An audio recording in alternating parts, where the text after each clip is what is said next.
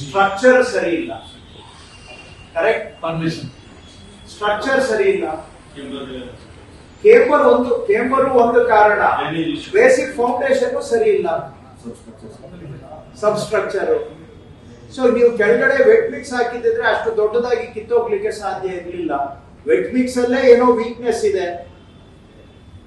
ಈಗ ಆಯ್ತು, wet mix ಅಲ್ಲಿ ವೀಕ್ನೆಸ್ ಇರ್ಲಿಲ್ಲ, ಸರ್ಫೇಸ್ ಕೇಂಬರ್ ಇರ್ಲಿಲ್ಲ, ಅಲ್ಲಿ ಸಾಸರ್ ಆಗಿತ್ತು, ನೀರ್ ನಿಂತ್ಕೊಳ್ತು, ಅಥವಾ ಅಲ್ಲಿ ಸರಿಯಾಗಿ ಪರ್ಕೊಲೇಷನ್ ಇರ್ಲಿಲ್ಲ. ಸೊ ಆಸ್ಫಾಲ್ಟ್ ವೀಕ್ನೆಸ್ ಇಂದ ಕಿತ್ತೋಗಿದೆ ಅಂತಾನು ಇಟ್ಕೊಳ್ಳೋಣ, ಡ್ರೈನೇಜ್ ಇರ್ಲಿಲ್ಲ ಅಂತ. ಕಿತ್ತೋದ್ಮೇಲೆ ಜಲ್ಲಿನೂ ಕಿತ್ತೋಗಿರುತ್ತೆ, ಸಬ್ ಸರ್ಫೇಸು ಹಾಳಾಗಿರುತ್ತೆ. ನೀವು ಅದ್ರ ಮೇಲೆ ಸಬ್ ಸರ್ಫೇಸ್ ರಿಪೇರಿ ಮಾಡದೆ ಮೇಲೆ ಮಾತ್ರ ಟಾರ್ ಹಾಕಿದ್ರೆ ಎಲ್ಲಿ ಉಳಿತದೆ? Simple question. ಸೊ ನೀವು ಅದಕ್ಕೋಸ್ಕರ ಖರ್ಚು ಜಾಸ್ತಿ ಆದ್ರೂ ಪರವಾಗಿಲ್ಲ, ಬಾಕ್ಸ್ ಕಟಿಂಗ್ ಮಾಡಿ ಜಲ್ಲಿ ಹಾಕಲೇಬೇಕು.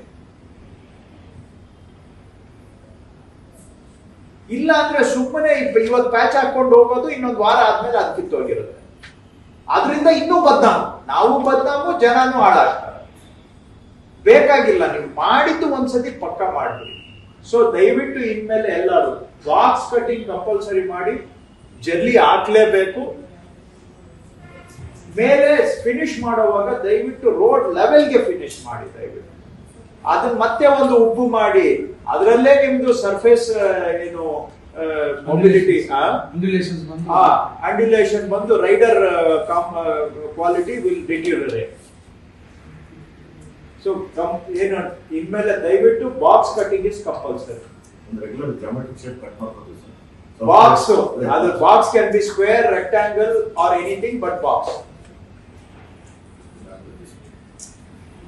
ಅಂಡ್ ಇದರಲ್ಲಿ ನೀವು ದಯವಿಟ್ಟು ಕಂಜೂಸಿ ಮಾಡಕ್ ಹೋಗ್ಬಿಡಿ. ನೀವು ಪ್ಯಾಚ್ ಮಾಡೋದು ನೋಡ್ತೀವಲ್ಲ ನಾವು, ಒಂದು ಲೆಟಸ್ ಏನೋ ಒಂದು ಶೇಪ್ ಅಲ್ಲಿ ಹಾಕಿರ್ತಾರೆ, ಅಲ್ಲಿ ಲಾಸ್ಟ್ ಅಲ್ಲಿ ಎಡ್ಜ್ ಅಲ್ಲಿ ಒಂದು ಅರ್ಧ ಅಡಿ ಬಿಟ್ಟು ಬಿಟ್ಟಿರ್ತಾರೆ. ಅರ್ಧ ಅಡಿ ಬಿಟ್ರೆ ನಾಳೆ ಅದೇ ಓಪನ್ ಅಪ್ ಆಗುತ್ತೆ.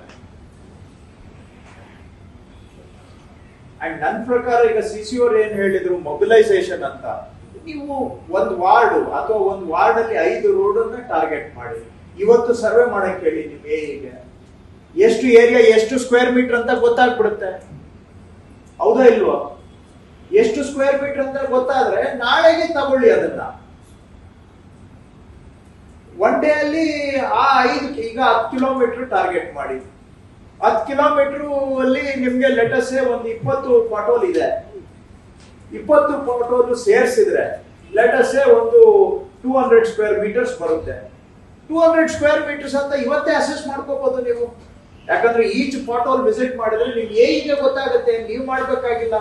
ಇದೇನ್ ಕೆಲಸ, ಹೋಗ್ಲಿ ಅಲ್ಲಿ ಅಸೆಸ್ ಮಾಡ್ಲಿ, ಇದನ್ನ ಎಷ್ಟು ಬಾಕ್ಸ್ ಕಟಿಂಗ್ ಮಾಡ್ಬೇಕು ಅಂತ ಎಲ್ಲ ಇವು ಪಾಯಿಂಟ್ ಮಾಡ್ಕೊಂಡ ಟೋಟಲ್ ಮಾಡ್ದ. ನಾಳೆಗೆ ಟಾರ್ಗೆಟ್ 200 ಸ್ಕ್ವೇರ್ ಮೀಟರ್ಸ್ ಟಾರ್ಗೆಟ್ ಅಂತ ಇಟ್ಕೊಂಡ ಅಷ್ಟಕ್ಕೆ ಮೊಬಿಲೈಸ್ ಮಾಡ್ಕೋಬೇಕು ಮೆಟೀರಿಯಲ್, ಅಷ್ಟು ಮಾಡ್ಕೊಂಡು ಹೋಗ್ಬೇಕು.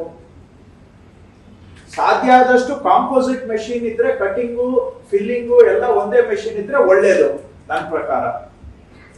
ಇಲ್ಲ ಅಂದ್ರೆ ಆಯ್ತು, ಕಟ್ಟರೆ ಬೇರೆ, ಜಲ್ಲಿ ಹಾಕೋದೇ ಬೇರೆ, ಅಂಡ್ ಹಾಟ್ ಮಿಕ್ಸ್ ಅಥವಾ ಕೋಲ್ಡ್ ಮಿಕ್ಸ್ ಬೇರೆ, ಹಂಗಾದ್ರೂ ಮಾಡಿ. But ultimately it should be, ನನ್ನ ಪ್ರಕಾರ ಒಂದೇ ಮಿಷಿನ್ ಇದ್ರೆ ಒಳ್ಳೇದು.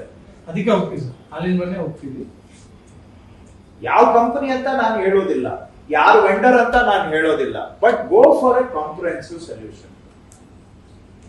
ಮೊದಲೇ ಮಾಡೋದು ಪ್ಯಾಚ್ ಹಾಕೋ ಕೆಲಸ, ಅದರಲ್ಲೂ ಕೂಡ ಟ್ಯಾಪೆ ಹಾಕೋದು ಮಾಡ್ಬೇಕು. ಹಾಕೋ ಪ್ಯಾಚ್ ಅನ್ನಾದ್ರೂ ಸರಿಯಾಗಿ ಹಾಕೋಣ, ಇಲ್ಲ ಅಂದ್ರೆ ಇನ್ನೂ ಮರ್ಯಾದೆ ಹೋಗುತ್ತೆ ನಾವು.